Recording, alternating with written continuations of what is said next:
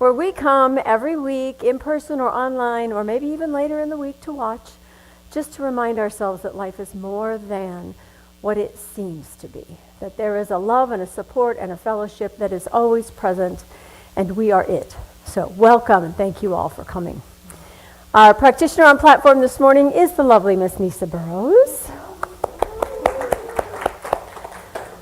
After the first of the year, we are going to begin doing call to prayer again, which is an opportunity for you at the very end of service to receive a quick 1-minute prayer from your practitioners. We'll be doing a little more talking about that at the beginning of January, and then we'll get started with that once a month.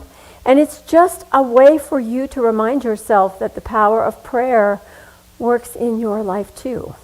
And that if you haven't spoken with a practitioner, I invite you to do so. They're always here at service. Our ministers are also practitioners, and we'd be happy to know the truth for you in a greater way, because sometimes we all need a little bit of an outside perspective on things, or shall we say an inside perspective on things.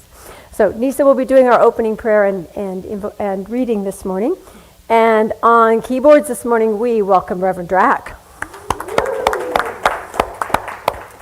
All right, so let's start with a song. I'm going to invite you all to stand. In your bulletins are the words.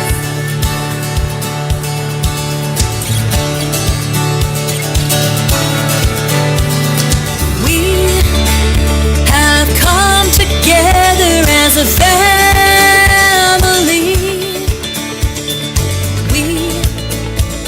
Come here as we are. We have come with arms wide open.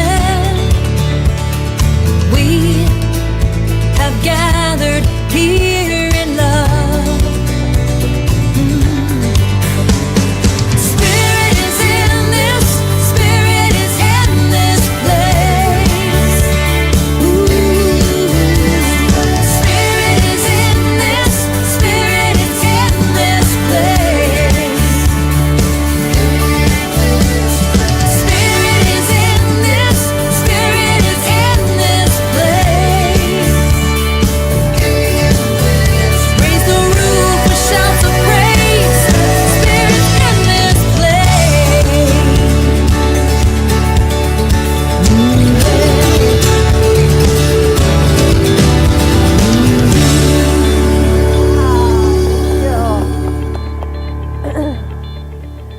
All right, let's take that energy of singing and breathing together, that joy of life, and bring it within. I'm going to invite you to take a moment, take a breath, clear your mind, and let the sound of the bowl take you within. Breathing into that heart space, that place of joy, that place of peace, that place of connection. For it is in this place that we remember that you and I and Spirit are all one.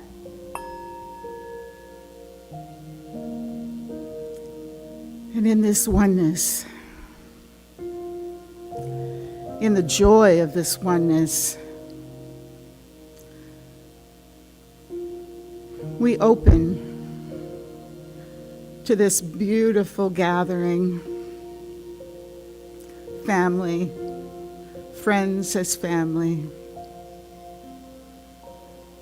The joy of coming together.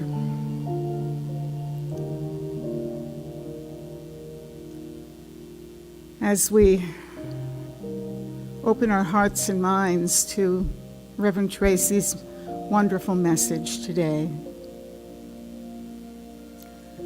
I know that each one here receives exactly that which is perfect.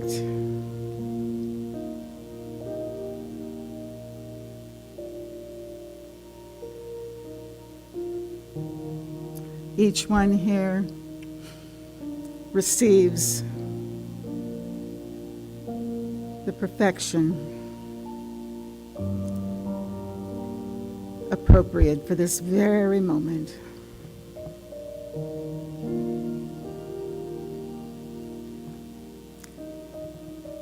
And receiving and opening to the gifts of this day, this service.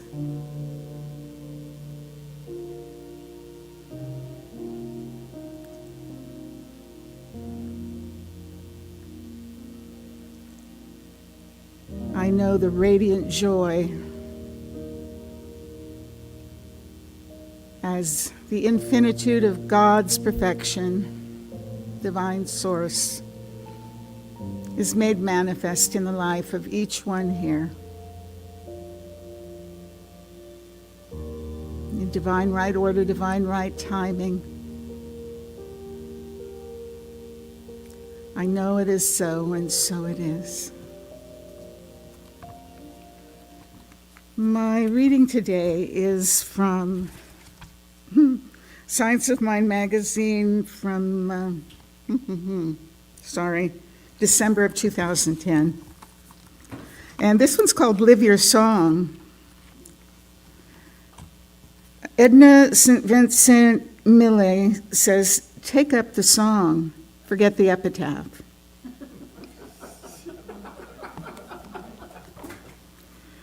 And in the textbook on page 530, there is a song upon my lips today. I will listen to my song, for it carols to me the glad tidings of great joy, of love and of life.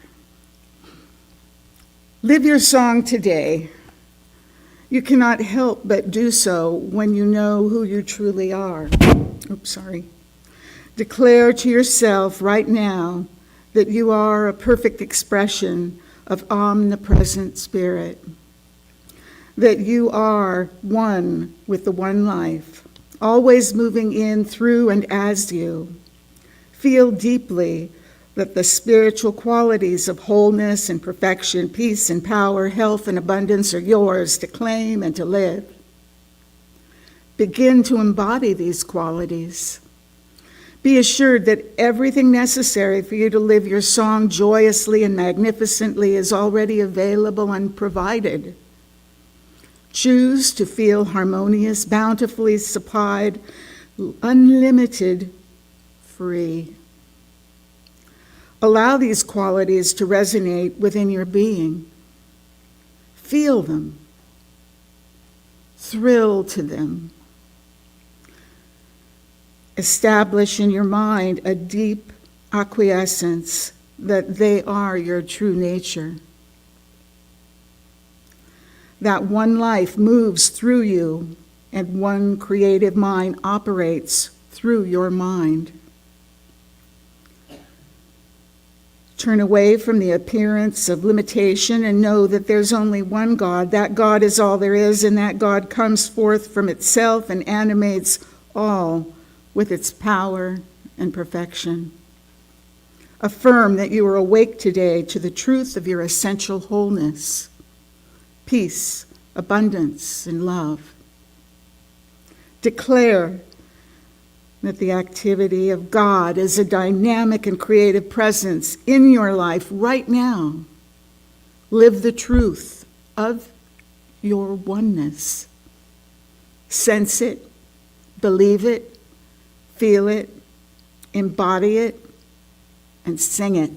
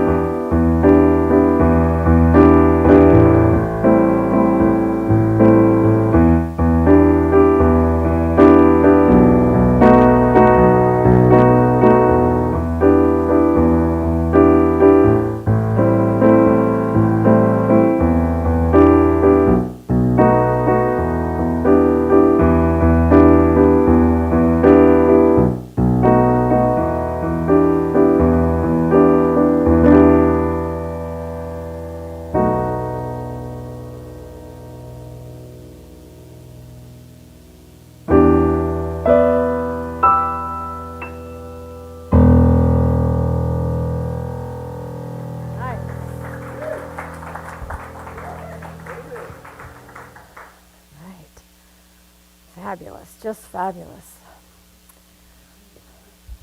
All right, so we, as you can see, have an Advent wreath. Well, an Advent circle. We'll have a little more greenery by next week. But what we have here is the season of Advent, which is in the Christian tradition leading up to the birth of Jesus. And it is a process of waiting, however, with a sense of hope and peace and love, and recognizing our need to have a light come in during the darkest times of the year. So thousands of years ago, people in the northern hemisphere were thought to have gathered wreaths of evergreen and lit fires as signs of hope in the coming spring and the renewed light. The custom was kept alive by Christians, and by the 16th century, the Advent wreath had gradually spread across many parts of the world. And today, Advent is the period of 4 Sundays leading up to Christmas. That means there are 4 weeks until Christmas, in case you were wondering, if you haven't started shopping yet. Because, of course, Christmas is all about shopping. You know, this is what happens when I ad-lib. I walk myself right into a cul-de-sac. I'll go back to the reading now.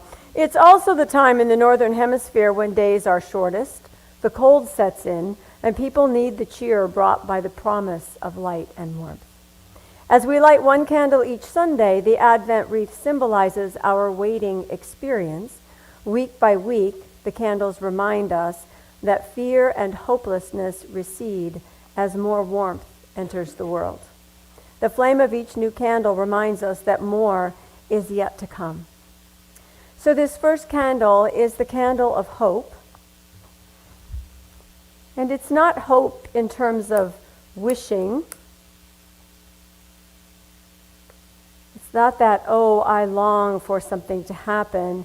It is the sense that we know there is an expectation of good, as Ernest Holmes says.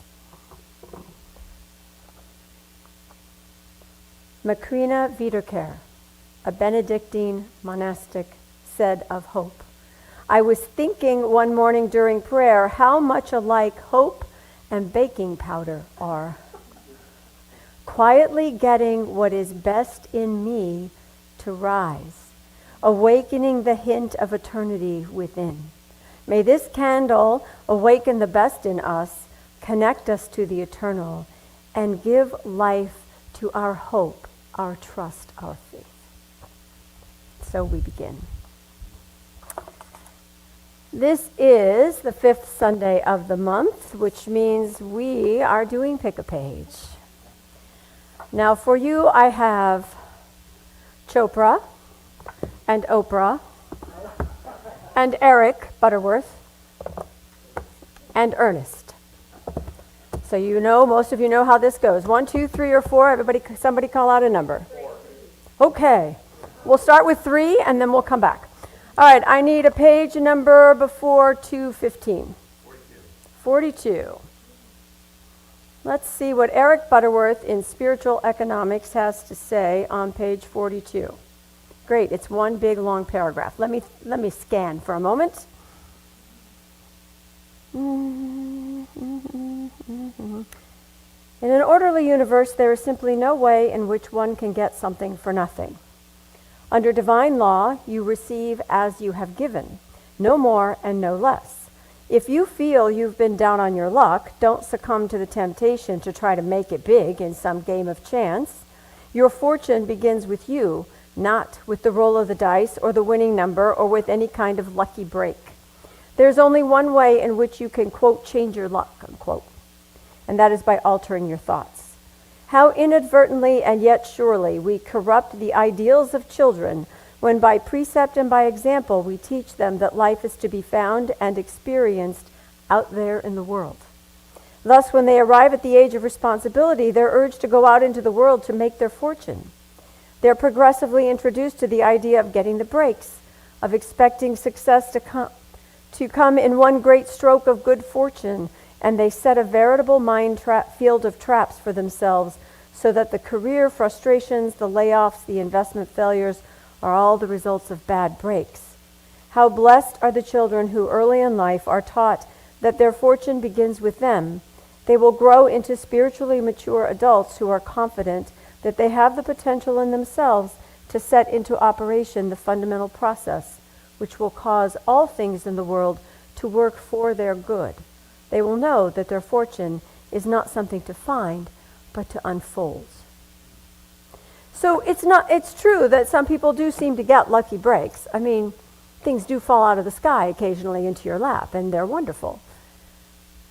However, the creative process of life happens through our consciousness, through who we are, and the way the law of creativity works. So we have an idea, we are inspired, we use our imagination, and we bring that idea into form through the workings of the law, but influenced by what we fertilize it with, our positive or negative thoughts, our ability to keep our intention clear, our willingness to be open to something might change and that would be okay, right? So if we teach kids, if we teach ourselves even, that when I want my fortunes to change, it begins with the way I change my thinking, we will see greater results. And if we are clear in the idea that I don't need to know exactly what or where it's coming from, I can be ready to receive from wherever, whenever, I will be blessed beyond measure, because things will show up that I could not have even dreamed of. Have any of you had that experience where something greater than you expected actually showed up? Good. All right, so you're in the right place. All right, 1, 2, 3, or 4? 4. And a page number. 17. This book, the Ernest Holmes Papers, is actually a compilation of 3 Holmes books. It is The Philosophy of Ernest Holmes, The Anatomy of Healing Prayer, and The Ideas of Power, all in one. So if you're looking for something for your bookshelf, this is a great book. All right, page 15. We are in the section called The Philosophy of Ernest Holmes.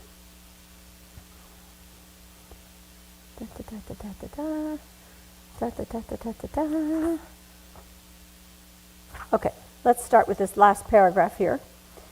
You all know the philosophy and history of Christianity as well as I do, and probably better. Until a little over 100 years ago, when Mesmer began his experiments in Europe, which were brought over here and witnessed by a man by the name of Quimby, Phineas P. Quimby. Mesmer, you know the word mesmerize as in hypnotize. That's where that comes from. Mr. Mesmer in France, I believe, was doing his seemingly magical work with the human mind. Phineas P. Quimby, a watchmaker in Maine, a mechanic, and a natural philosopher.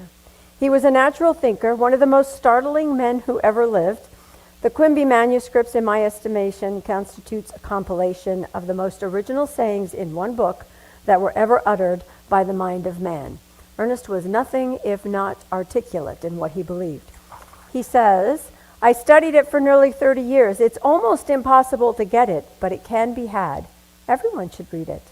We have excerpts from it at the book desk. He was speaking at a church. It was upon his teaching that the philosophy of the New Thought movement was based. By that I mean its practical application. So when you think about hypnotism, this idea that we can put the mind in a receptive state and then give it instructions and then things happen just like that, without the conscious mind getting in the way, right? Anybody been to or participated in one of those come up on stage and we'll make you cluck like a chicken? You've seen it on the Ed Sullivan Show? Okay. So the conscious mind gets out of the way, the subconscious mind takes the instruction and acts upon it. And what Holmes said is, I don't need to do hypnotism in order to do this, to tap into the power of the mind. So when we are able to give ourselves, our subconscious, an instruction, and get our ego out of the way, get out of the way with all of the reasons why it can't work, won't work, shouldn't work, I'll look stupid, I won't do it, I'm not good enough, get all that out of the way, we can, in fact, manifest something new. We can, in fact, think and behave in a different way. We can live to a higher potential if the instructions we are giving ourselves are ones of depth and love and truth and that ideal that we all seek, right? The soul longs to become more of itself. And the only thing that gets in the way is our judgment of whether or not that's a good idea. Okay, 1, 2, 3, or 4? 2. I heard both. We'll go with 2, then we'll do 1. Page number, please. 83. In the 80s. All right, we'll see which reads better, 83 or 88. So this book is called The Wisdom of Sundays, and it's from Oprah Winfrey's show, Super Soul Conversation. So she interviewed many people, and then she would ask them about particular topics. And let's see what we have here. 80.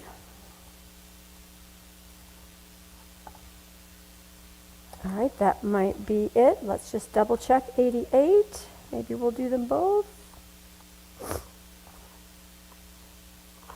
4, 5, 6, 7, 8. 88 is a picture of the sky, so we will read page 80. It's a lovely picture of the sky. The meaning of wisdom. This is Oprah talking. It's the beginning of a chapter on spiritual GPS. The meaning of wisdom for me is recognizing the moment when what you know aligns perfectly with what you feel. That powerful flash of clarity telling you the right decision to make originates from only one source, you.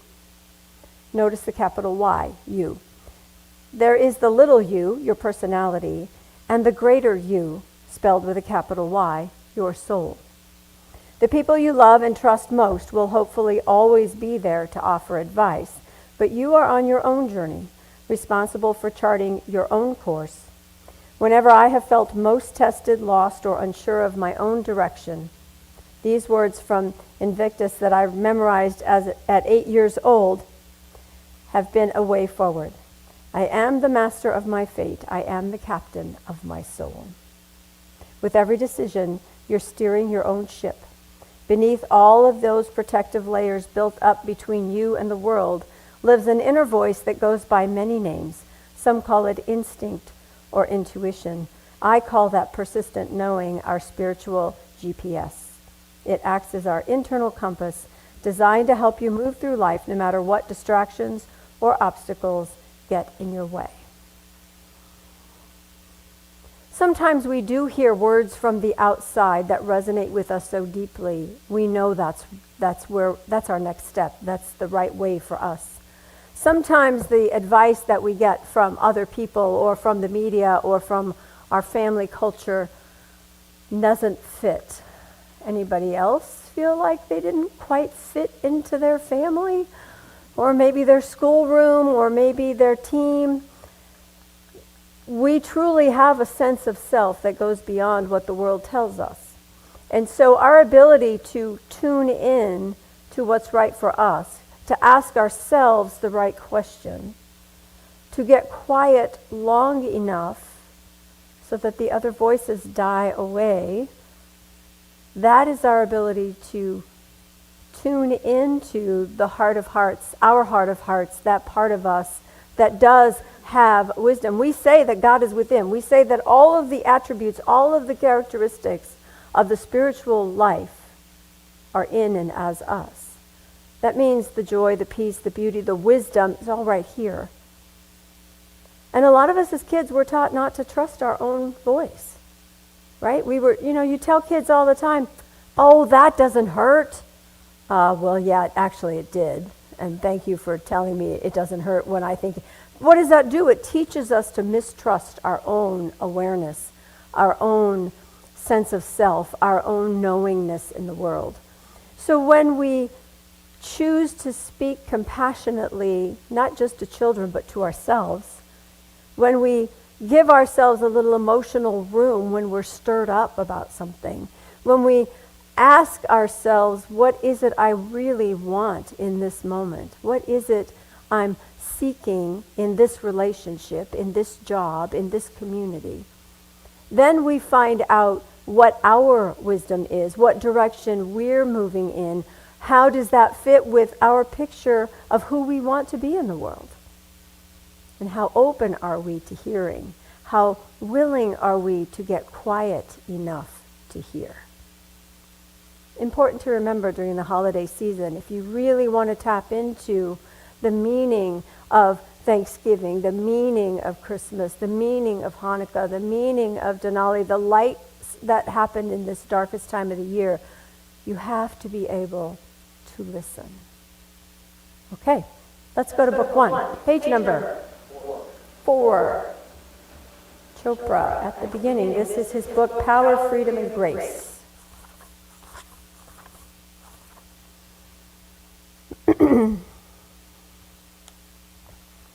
One day I was sitting with a patient who had heart disease, and I happened to ask him, "Why do you want to get better?" The look in his eyes said, "What kind of ridiculous question is that?" He told me, "Doesn't everybody want to get better when they're sick?" "Yes," I said, "but why do you want to get better?" He replied, "If I get better, I can go back to work and make more money."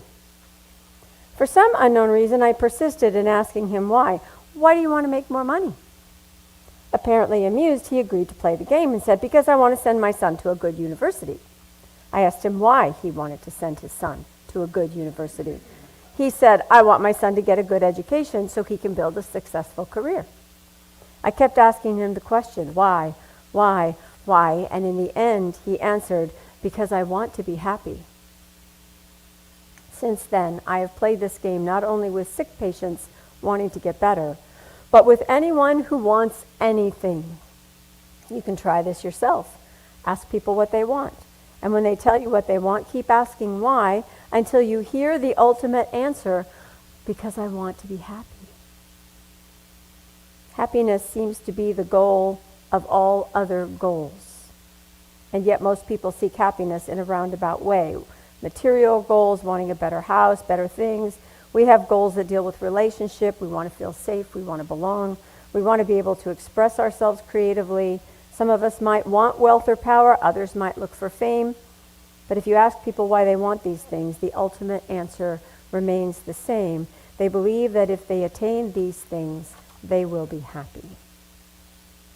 What if happiness were your primary goal?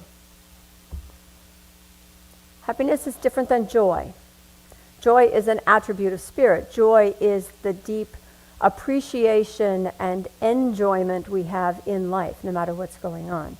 Happiness is a sense of elation. It's more of an emotional and mental state of mind, and it's something that comes and goes, and a lot of times it comes and goes based on what's outside of us. And truly, we can find happiness anywhere, with anyone, anytime. Can you see the difference? Can you feel that how we put it out there? When I get this, if I finally get to that place, if I make this much, if I have this many kids, if I have no kids, we think that these things bring us happiness. But what do they bring us? What is happiness? That feeling of alignment with our hearts.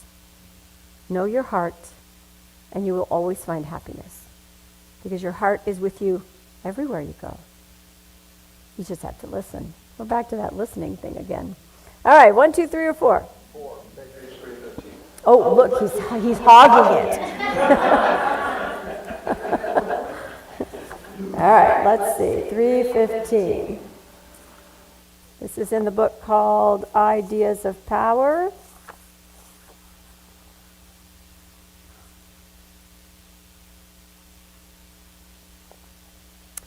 There is within us that seed of perfection, that divine spark. We theologically call it the incarnation, and that is all right. God in me, as what I am, is myself. We are all linked up by eternal bonds that cannot be broken to a power greater than we are. Any questions? I think that what the song tells us, what Nisa's reading was saying, was that if we remember that we are connected one to another, because that is exactly how we are connected with Spirit. If Spirit is in all, as all, then our connection to Spirit is through each other, through our relationships, through that heart to heart. And when we remember that, it's much easier to be present to people, to be compassionate, to be open, to be willing to listen, to be willing to help, to be willing to show up as ourselves, to be the love that we're called to be, even if they're unlikable, which is my last reference to this month's theme, loving the unlikable, right? It comes from knowing how connected we are. Okay, 1, 2, 3, or 4? 1. Chopra. Page number? 10. 10. Science has given us a great deal of understanding about the laws of nature and how they work. We don't have to believe in electricity. We can see the evidence in a light bulb. Nor do we have to believe in the other forces of nature, such as gravity. We know that gravity exists because we experience it. So too, if the soul exists, if an afterlife exists, then it isn't necessary to believe in it. We don't need belief. We need understanding. We need experience. Why should we take the deepest questions of our existence on faith? Isn't there another way to find ourselves? It is my intention, this is Deepak Chopra speaking, that you will rediscover what you already know at a deep level. And in this act of remembrance, experience great wonder, unbounded love, and profound humility. The inner self of every human waits patiently until we're ready, and then it extends an invitation to enter that mystery of existence in which all things are created, nurtured, and renewed. We not only heal ourselves in this presence, we heal the world. We don't have to believe. We have to experience it. So if you have ever experienced manifestation, something showing up that you set an intention or did your spiritual mind treatment for, raise your hand. Okay? And if you ever had something show up looking way different than you expected and yet it brought you great joy anyway, raise your hand. That's how it works. That's it right there. And we all have it. And when we don't feel it, when we can't find it, when the world is too noisy, when we feel discouraged and depressed or angry or upset or lost and confused, then we reach out to community, because remember, those connections exist between all of us. And if we activate that connection, if we ask for prayer, if we reach out to a friend, if we write a letter, if we read a good book, what we're doing is flipping the switch like the electricity and letting it hum through the wires, reminding ourselves that the connection itself is what brings the remembrance of our spiritual nature within us. Because we can't be away from it. It just is who we are. Okay, got time for a couple more. 1, 2, 3, or 4? 3. Page number? 11. Eric Butterworth, Spiritual Economics. I love it when there's a paragraph in the middle of the page that says, the starting point, so much easier for me, the starting point in realizing prosperity is to accept responsibility for your own thoughts, thus taking charge of your life. Where have we heard that before? You are not responsible for what is said in the Wall Street Journal or what comes out of Washington in the form of economic indicators, but you are very much responsible for what you think about these things. You cannot afford to let the so-called experts decide how you are going to think and feel. For how you think and feel about the economy in general and your financial affairs in particular will unvaryingly determine your experience. So why would you go down the dark tunnel of despair? If you are serious about the program suggested by this book, Increasing Your Prosperity, you will want to make a commitment to get yourself and keep yourself in the positive stream of life. Refuse to indulge in casual conversation about the bad economy, the high cost of living, or about anything you really don't want to say yes to. Eliminate such thoughts as I can't, I'm afraid, there's not enough from your consciousness. Talk only about the things you want to see, live, and grow. Keep your thoughts centered in the ideas of abundance, sufficiency, and well-being, and occasionally give yourself a consciousness booster by affirming something like, God is my instant, constant, and abundant source of supply.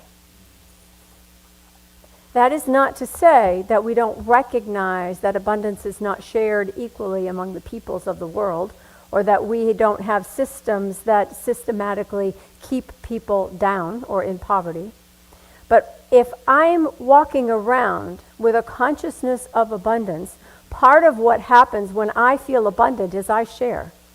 Right? When you've got more than enough, you give away some of those leftovers, right? I mean, you share your bounty. You want other people to be happy. You want your kids to thrive. You slip them a little extra now and then. We can't help it. It's that connection thing again. So if I'm conscious, if I'm taking care of my consciousness in prosperity, when I see a disparity, I will be moved to action. I will have an idea, an inspiration on how to change the system, how to offer assistance. Another program we might do as a community to be a light in this neighborhood. We will continue to spread who we are out into the world. We can't help it. But it starts here, as always, as all things do. All right, last one. 1, 2, 3, or 4? 4. 138.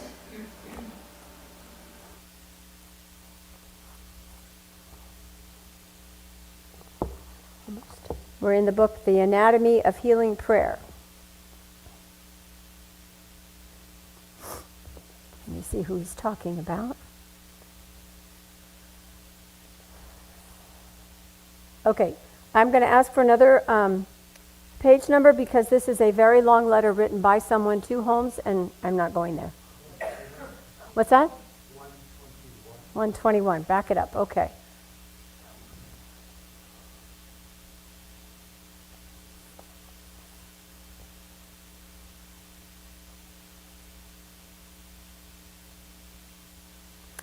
Someone called me, Holmes says, and wanted to quote something I'd said.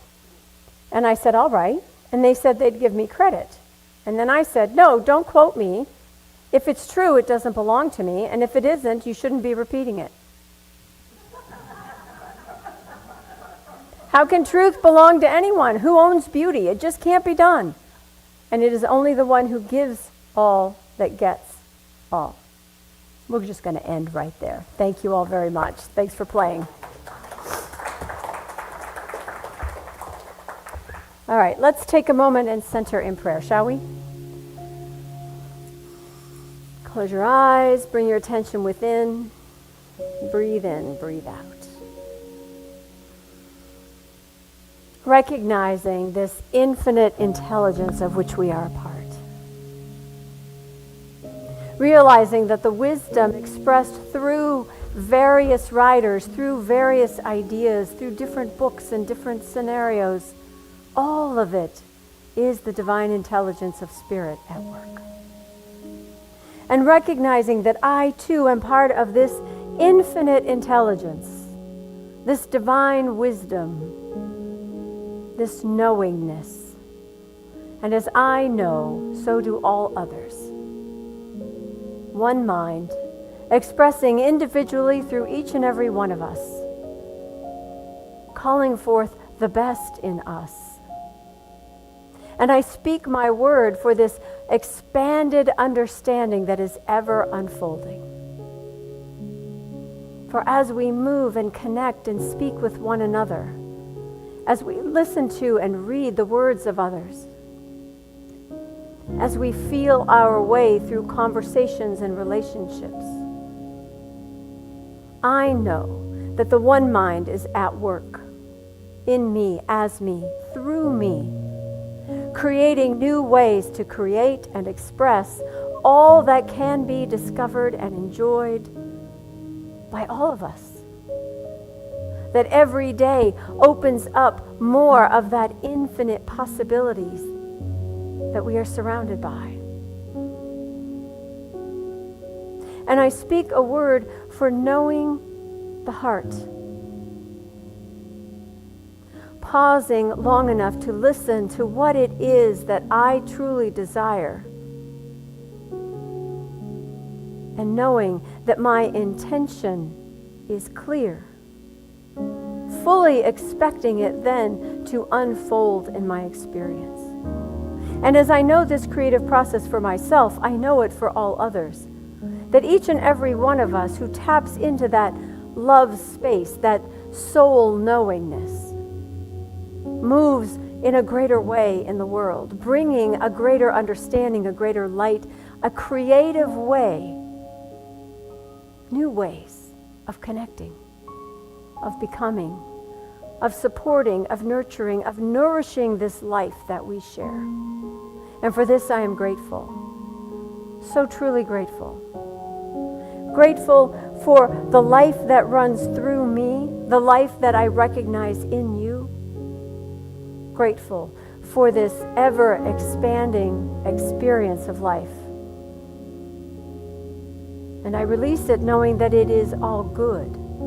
For I truly know that it is all spirit, working and playing through each and every one of us in the best way possible, for the highest and best of all. It can only be so, for it can only be God, and so it is.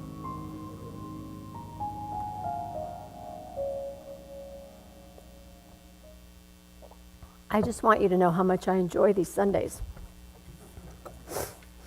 Keep your minister on her toes.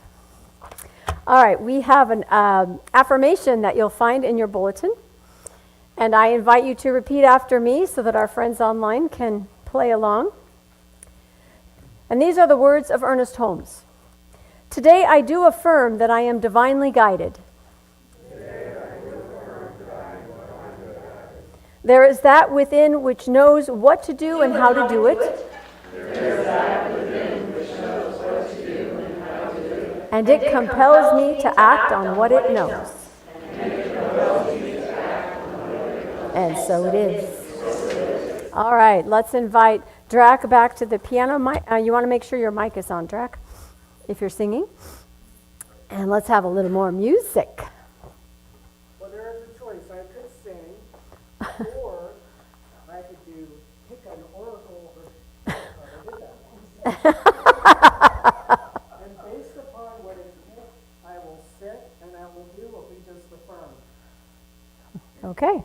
I will be divinely guided, and you will come through. Okay, let's do that then. You want to do that one? Yes. Let's do it. We did it once. So I have a tarot deck, and I have an oracle deck. Is there something? Oracle.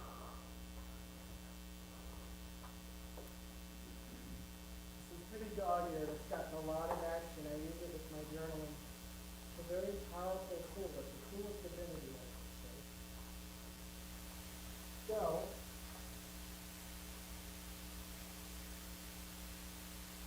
anybody who wants to Rich. So I trust that Spirit is divinely guiding us, and that whatever you pick is for the good of all that's going to accomplish my Spirit. What Spirit moves through my body and my hands is for all the good of the Spirit.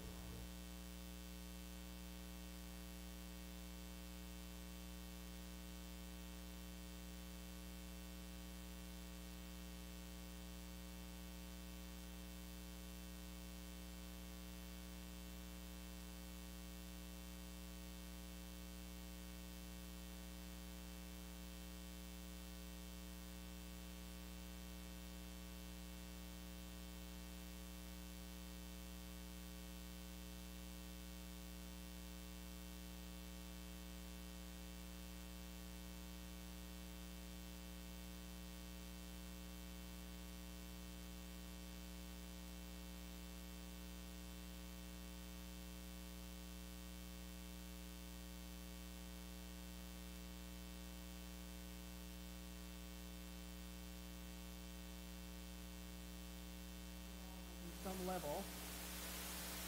The woman in this picture is living in a gray landscape full of unreal cutout clouds. Through the window frames you can see colors and light and aliveness.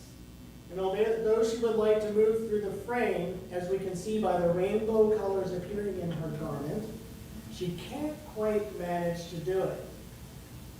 There is still too much what-if activity in her mind.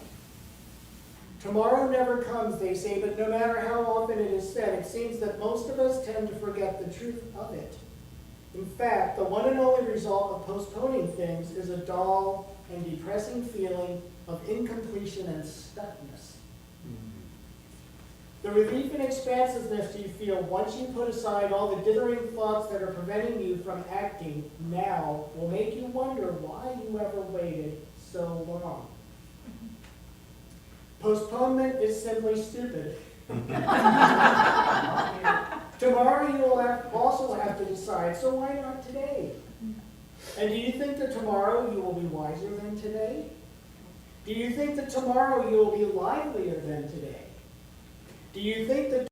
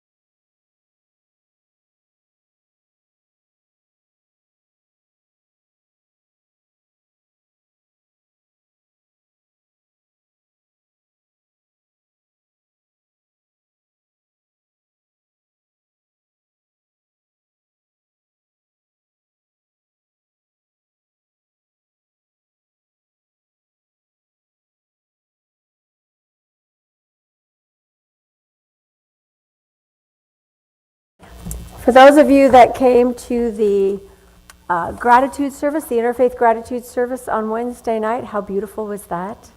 It's just lovely, lovely, lovely. I want to thank all of our volunteers and cookie bakers. You know who you are. Thank you for bringing the goodies and showing up to help people to their seats and find a place to park and give directions and all that good stuff. And it was a beautiful evening and really nice to be able to show off our house to the spiritual community of Claremont. So thank you all for your participation and for coming. Alrighty.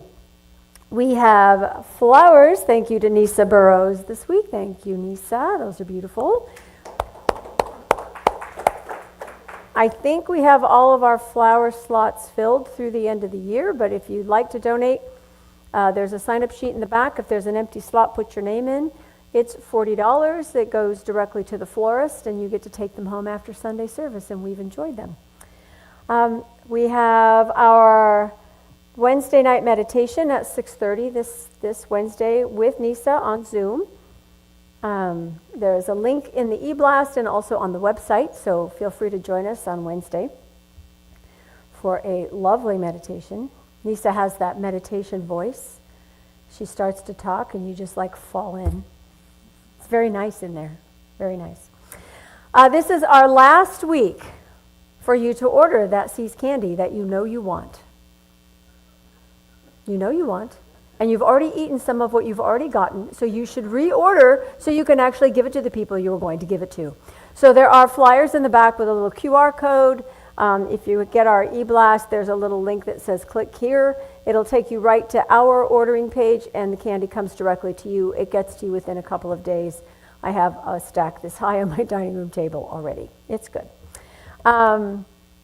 This Saturday night, December 6th, is upon us, which means we are having a dinner dance and we have tickets for sale.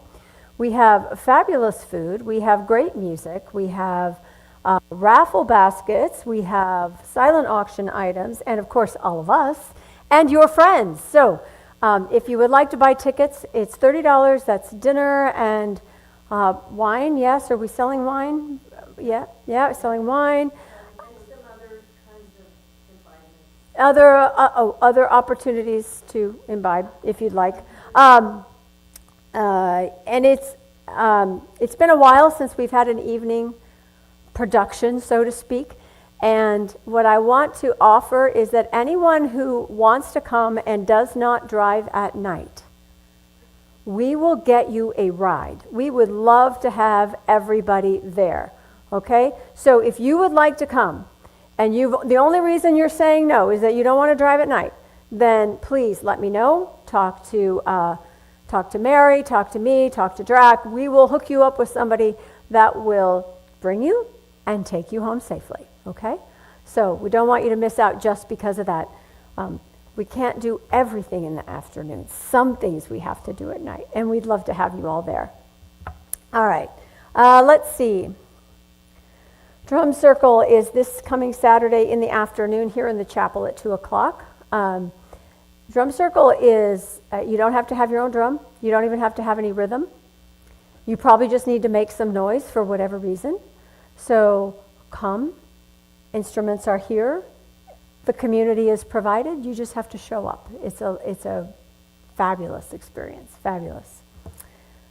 And December 20th, so that's a couple weeks from now, Saturday at 1 o'clock here in the chapel is Reiki. So if you'd like the healing energy, talk to Sue. She's up here this morning. She's our bookstore person. You've seen her over in the bookstore. Have you noticed the bookstore has moved right there around through this door? So we have all kinds of goodies in there for you to enjoy besides books, so you should shop around a little bit while you snack on coffee and cookies. And yes, sorry, it's not on here. December 10th. So, once a month we've been doing a share and prayer circle, allowing people to kind of just talk about where they are emotionally, spiritually, mentally in the world, and in a circle, providing support and offering interfaith prayer. We have interfaith attendees that come to these circles. This month we are doing our remembrance service. So it's an acknowledgement that during the holidays often there are people and things and traditions that we are missing, that we feel the grief for, that we have a sense of loss. And to come together in a community to light candles, to share someone's name, to have a place to feel the grief and be supported. That is what we are offering. Several people came last year from our group, and it was a very moving, very lovely experience. So I encourage you, if there's something or someone heavy on your heart this year, come Wednesday night, December 10th, so a week from Wednesday, and we'll be right here in the chapel. It's a quiet, candlelit, lovely opportunity just to be present and to be supported and be nourished and to recognize those that we miss. Thank you, Mary. There is a big box in the back somewhere. Yes, it's covered in wrapping paper, and it's for our support of the foster youth community in Claremont. New unwrapped toys go in the box. We have a week or two, so now would be good. So when you're out there catching up on your own shopping, grab a couple extra things. These are for kids 0 to age 18. It can be fun stuff, it can be games, it can be clothes, it can be pretty much anything. There is a wish list online if you want to go look and see things like art supplies or building sets, Lego sets, or a little bit of everything and anything. They support, what did I say the last time? There's hundreds of kids in the area that they support through Children's Foundation of America. And we help make their Christmas. So if you are so inclined, bring a new unwrapped toy, or gift, I should say, and it'll go in the big box in the back, and together with Unity, we'll get that back to the organization in a week or two. Anything else? Oh, yeah, we should do that. The baskets are going up. People are waving money at me. Yes! Yes, we are abundant. All right, this is our time of contribution. I'm going to invite you to say with me our prosperity affirmation, which is in your program. Divine love through me blesses and multiplies all that I am, all that I give, and all that I receive. I am prosperous now. Thank you all so much. Those of you online can give through our website. There is a donate button, or through our weekly emails. There's also a button you can click for that. You can also sign up to give automatically through Breeze or through PayPal. So if you have a question on that, let me know. We'll get you set up. All right. Thank you all so much. All right, thanks for reminding me. At this point, let's stand up, move to the sides of the room, and sing to Eddie Watkins Jr. Take a look at the person next to you and say, God loves you and I love you too. Now feel the love in the sanctuary. Lift your voice and repeat after me. We come together, we come together, we come together, we come together, we come together, we come together. In the name of love, from every walk of life, every walk of life, every creed and color, every creed and color. In kinship we unite, in honor of the God in each other. We come together, we come together.